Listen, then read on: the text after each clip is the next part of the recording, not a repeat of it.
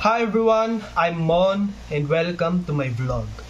Today I'll be talking about one of the most groundbreaking technologies in the world of ICT, quantum computing. This technology is still under development, but experts believe it will completely transform the future of computer science, cybersecurity, and even the way we solve global problems. So let's dive in. So what exactly is quantum computing? Traditional computers use bits, zeros, and ones to process information.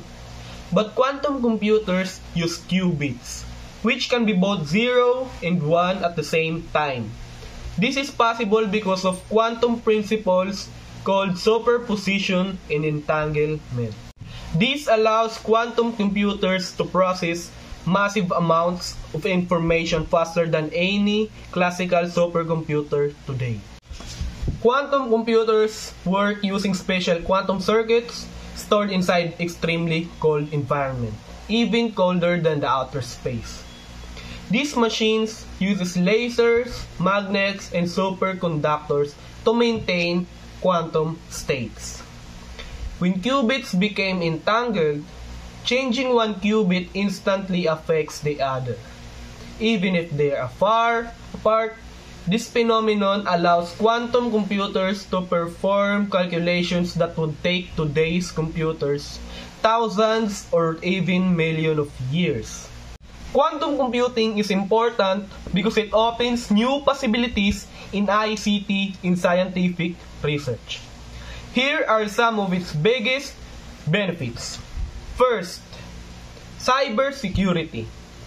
So quantum computers can break traditional encryption, but they also inspire new quantum-safe security methods. Second, medicine and healthcare.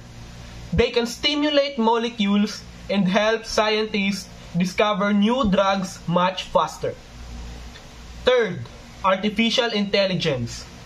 Quantum computing can speed up AI training and optimize algorithms. Fourth, climate science.